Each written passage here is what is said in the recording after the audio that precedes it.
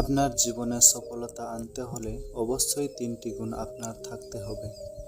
এই গুণগুলো থাকলে অবশ্যই আপনার সফলতা অর্জন হবে। প্রথম গুণটি হলো হাজারো বাধা পেরিয়ে কাজ চালিয়ে যাওয়া, যেমন কাজ। দ্বিতীয় গুণটি হলো কষ্ট পাওয়ার পরেও থেমে না থাকা, যেমন কষ্ট। তৃতীয় গুণটি হলো ধৈর্য ধারণ করা। সফল হতে ধৈর্য সবথেকে বেশি প্রয়োজন, যেমন ধৈর্য। কাজ, কষ্ট ও ধৈর্য এগুলো সফল হওয়ার জন্য সব থেকে বেশি দরকার। যেমন ধরেন, আপনি কোনো একটা কাজ করেন, আপনি মানেন এই কাজ করে জীবনে ভালো জায়গায় পৌঁছাতে পারবো। সেই কাজে কোনো না কোনো কষ্ট তো আছেই। সারাদিন বাড়িতে বসে থাকলেও তো কষ্ট লাগে। তার জন্য কাজ ছাড়া যাবে না। কাজ ছেড়ে দিলে সফলতা কোথায় পাবেন? আর কষ্টের সাথে মিশে আসে ধৈর্য ধারণ করা।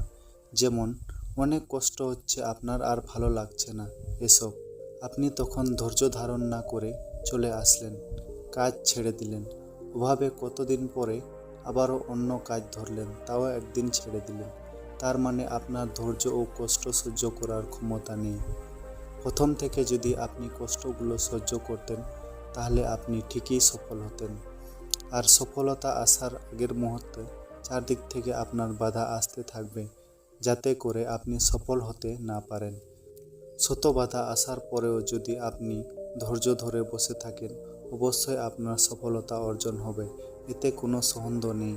মনে রাখবেন, সফলতা চূড়ান্ত রাস্তায় এসে পড়ে হাজারো বাধা ও কষ্ট এগুলো আসতে থাকে। এগুলো সহ্য করে সামনে এগিয়ে যেতে পারলেই আপনি কষ্ট থেকে মুক্তি পেয়ে যাবেন এবং সফলতা অর্জন করতে সক্ষম হবেন। মনে রাখবেন, সফলতার শেষ পর্যায়ে এসে মনে হবে কেউ আপনার পায়ে শিকল পরিয়ে দিয়েছে।